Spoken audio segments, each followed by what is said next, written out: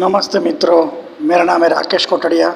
जैसा कि आप जानते हो मैं टीचर हूँ और 10 साल से मुझे ध्यान प्रक्रिया का अनुभव है। तो ध्यान के अंदर हमें बहुत सारे क्वेश्चन आते हैं, ध्यान के अंदर हमें बहुत सारे विचार उत्पन्न होते हैं। बहुत सारे लोग ये प्रश्न पूछते हैं, हमें इतने सारे दुख क्यों होते हैं, हमारे डिसीजन गलत क्यों होते हैं, हम जो कुछ भी काम करते हैं उसमें हमें सफलता क्यों प्राप्त नहीं होती। तो सफलता प्राप्त न होने का एक कारण है क्योंकि हम अपने आप को एक शरीर मानते हैं। असल में हम एक शरीर नहीं है, हम 5 शरीर हैं। अब आप कहोगे मुझे तो अपना एक ही शरीर समझ में आता है और आप कहते हो कि 5 शरीर है। असल में देखा जाए तो 5 शरीर हमारे अंदर होते हैं। एक शरीर के अंदर दूसरा, दूसरे के अंदर तीसरा, तीसरे के अंदर चौथा, चौथे के अंदर 5वां।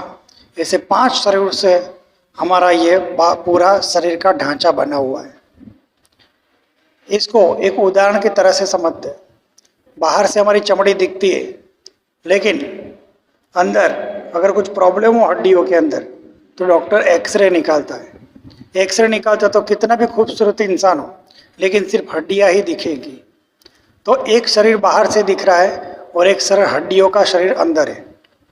लेकिन हम बात कर रहे हैं आध्यात्मिक विज्ञान की। तो हड्डियां, मांस, खून, वो सब आध्यात्म शास्त्र में एक ही माना जाता है।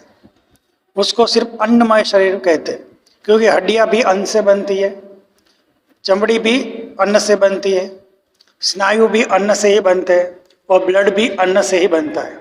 तो जितना भी शरीर हम देख सकते हैं उसको अन्नमय शरीर कहा जाता है। तो अभी दूसरा शरीर कौन सा है? दूसरा शरीर वो शरीर है जिसके द्वारा ये अन्नमय शरीर चलता है। उसको प्राणमय शरीर कहते हैं, ऊर्जामय शरीर कहते हैं। तो ऊर्जामय शरीर में क्या है?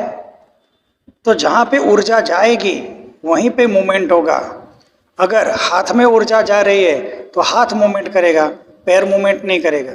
और अगर पैर के अंदर ऊर्जा जाएगी तो मुंह मूवमेंट नहीं करेगा, मुंह के अंदर ऊर्जा जाएगी तो पैर मूवमेंट नहीं करते। मतलब ऊर्जा जिस स्थान पे बहती है उस स्थान के अवयव काम करते हैं। आपने पैरालिसिस वाले इंसान को देखा होगा, क्योंकि वो पैरालिसिस है तो कुछ जगहों पे ऊर्जा जाके भी नहीं जा पाती। तो वो जगह का अंग, वो स्थान पैरालिसिस में मूवमेंट नहीं कर पाता, क्योंकि ऊर्जा वहां तक नहीं जाती। देख, ऊर्जाओं का भी एक शरीर है हमारे अंदर। उस ऊर्जा का शरीर दिखता नहीं, लेकिन ऊर्जा के शरीर के द्वारा ही अन्न से बना हुआ शरीर काम करता है। अब ऊर्जा क्यों कहीं पे जाएगी, कौन ऊर्जाओं को वहां भेजता है? तो उसके अंदर भी एक सूक्ष्म शरीर है, उसको कहते हैं मनोमय शरीर। मनोमय शरीर क्या है? तो मन एक सूक्ष्म तत्व है हमारे शरीर के अंदर। मन जो कभी भी किसी कंप्यूटर में, किसी भी टेक्नोलॉजी से पकड़ में नहीं आता, लेकिन हमें महसूस होता है कि मन हमारे शरीर के अंदर है। तो मनोमय शरीर। अब मन जहाँ जाएगा शरीर के अंदर, अगर हाथ में मन गया है तो ऊर्जाएं वहाँ जाना शुरू करेगी, और फिर वहाँ जाके ऊर्जाएं रहेगी तो वहाँ पे हाथ में मूवमेंट होगी। अगर आपका मन पैर के अंदर जा रहा है 1 सेकंड के लिए तो ऊर्जाएं तुरंत वहाँ ट्रांसफर होती है और पैर मूवमेंट करते हैं। तो हमारा जितना भी काम होता है पहले हमारा मन तय करता है, फिर ऊर्जाएं वहाँ जाती है, फिर उस अन्नमय शरीर के द्वारा सारे काम होते हैं। अब मन क्यों वहीं एक जगह पे जाता है, उस जगह पे जाके स्थिर रह जाता है? तो उसका एक कारण है, मन के अंदर भी एक सूक्ष्म शरीर है, उसको ज्ञानमय शरीर कहते हैं, बुद्धि का शरीर कहते हैं। तो ज्ञानमय शरीर क्या है? तो समझ में आता है कि क्या अच्छा है क्या बुरा है।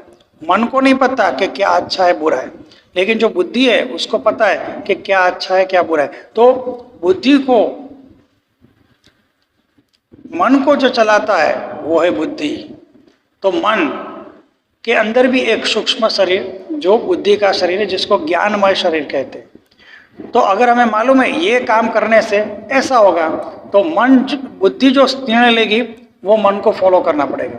मन जो फॉलो करेगा उसके पीछे ऊर्जाएं जाएगी, ऊर्जाएं जहाँ जाएगी वहीं पे आपका शरीर काम करेगा। तो बुद्धि से निर्णय तय होता है क्या अच्छा है क्या बुरा है।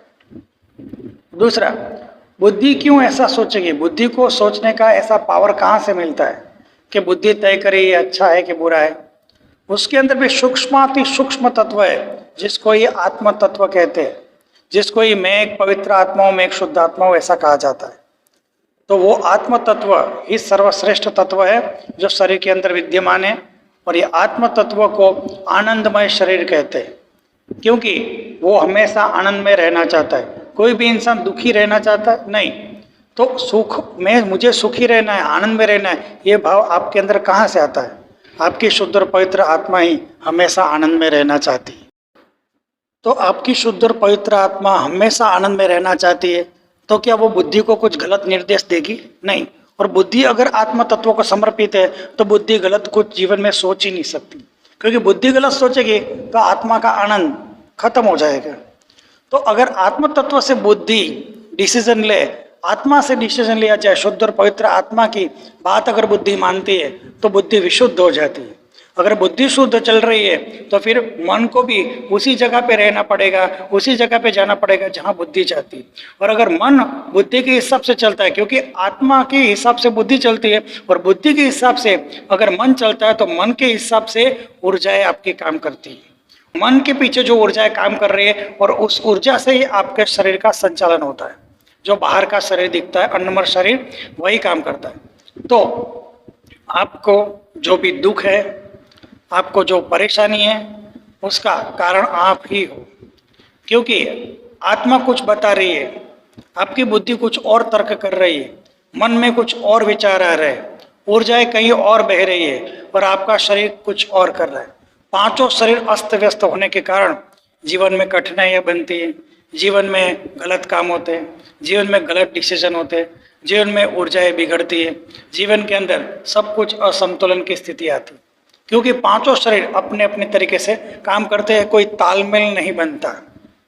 तो योगी तपस्वियों ने जब अपने आप पे ध्यान किया तो उन्होंने देखा हमारा जो शरीर है वो अन्नमय शरीर है, उसके अंदर एक प्राणमय शरीर है, उसके अंदर मनोमय शरीर है, उसके अंदर ज्ञानमय शरीर है, और उसके अंदर है शुद्ध और पवित्र आत्मा जो इस शरीर को धारण किए हुए है, जो इन चारों शरीरों को चलाती है। बाहर का शरीर, अंदर का शरीर, ऊर्जा का शरीर, सारे शरीरों का संचालन एक पवित्र और शुद्ध आत्मा करती है। तब उनको समझ में आया, मैं जो अपने आप को जो शरीर मानता हूँ, मैं शरीर हूँ ही नहीं, मैं एक शुद्ध और पवित्र आत्मा हूँ। तब ऋषियों ने जाना। अब ये रहस्य उन्होंने सबको बताने की कोशिश की, लेकिन लाखों लोगों को समझाने में से कुछ ही लोग समझदारी समझ पाए और उन्होंने अपनी साधना शुरू की, और वही उस लेवल तक पहुंचे जो उन ऋषियों के लेवल तक पहुंचे। तो फिर उन्होंने ये बात पूर्व परंपरा में आगे बढ़ाते गए और ये ज्ञान मनुष्य मात्र तक पहुंचा।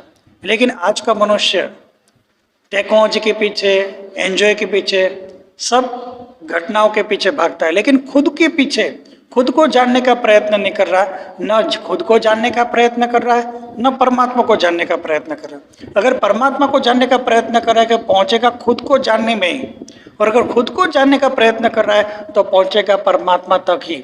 या बाहर ढूंढो तो अंदर मिलेंगे, और अगर अंदर ढूंढो तो बाहर मिलते हैं, क्योंकि परमात्मा दोनों जगह स्थित है। बाहर का परमात्मा ढूंढना थोड़ा मुश्किल है, और वही परमात्मा आपके अंदर आत्म तत्व रूप में शुद्ध और पवित्र आत्मा बन के अंदर ही विद्यमान है। तो असल में देखा जाए तो हम खुद को ही नहीं जानते। तो जीवन में अगर कुछ भी सुखी कोई आपको दिखता है तो याद रखना, उसके 5 शरीर में से मिनिमम 2 शरीर तालमेल में होंगे, या मनोमय शरीर और अन्नमय शरीर, बुद्धिमय शरीर और विज्ञानमय शरीर, कोई 2-3 शरीर तालमेल में होंगे। और अगर 5 शरीर तालमेल में हो तो क्या कहना, वो तो मोक्ष का अधिकारी है, परम तत्व का अधिकारी है, क्या कहते हैं, परमात्मा से जुड़ने का अधिकारी है, और संपूर्ण मानव जात को वो ज्ञान दे सकता है। इतना महान इंसान होगा। तो जितने भी तपस्वी है उन्होंने ये रहस्य जाना, हमारा एक शरीर नहीं है जिसको हम कंट्रोल कर रहे हैं, हमें अपने अंदर 5 शरीर को संतुलित करना है। अगर हम 5 में से कम 2 शरीर को भी संतुलित कर पाए तो भी हमारे जीवन में सक्सेस होना तय है। लेकिन अगर कोई इंसान अपने 5 शरीरों को संतुलन कर पाता है, वो परमात्मा को पाने का अधिकारी होता है, और जीवन मरण के चक्कर में से निकल के मोक्ष की स्थिति प्राप्त करता है। फिर से जन्म नहीं होता, और इसके पीछे ऐसा ज्ञान छोड़ के जाता है कि हजारों सालों तक लोग उसको फॉलो करते हैं। जैसे जीसस क्राइस्ट, गौतम बुद्ध, महावीर स्वामी, संत कबीर, संत रैदास, राम कृष्ण ये सब महान लोग थे जो पृथ्वी पर आए, अपना काम किया, शरीर मन बुद्धि को संपूर्ण संतुलित रखा और फिर जन्म मरण से चक्कर से बाहर निकल गए और परम तत्व की स्थिति को प्राप्त करके आज भी लोग उनकी बात मान के जीवन अपनाते। लेकिन गूढ़ रहस्य, गूढ़ मर्म, उनके जीवन का गूढ़ रहस्य कोई नहीं जानता। तो जो इस पथ पे चल रहे हैं उनसे थोड़ा चर्चा विचारणा कर सकते हैं। सिर्फ यूट्यूब में वीडियो देख देख के कुछ नहीं होता। वीडियो देखने के बाद ऐसा अपने मन बुद्धि शरीर को पांचों तत्वों को संतुलित करने की कोशिश करनी चाहिए, और तो हम भी उस स्थिति तक पहुंच सकते हैं जिस स्थिति पर वो मुनि, तपस्वी, साधु, योगी और परम तत्व के मानने वाले संदेश वाहक पहुंचे थे। अगर आपको ऐसे ही रहस्यमय और एकदम गूढ़ रहस्य से भरपूर जीवन में परिवर्तन ला दे ऐसे वीडियो चाहिए तो शेयर और सब्सक्राइब कर सकते हैं। सुनने के लिए थैंक यू। जय गुरुदेव।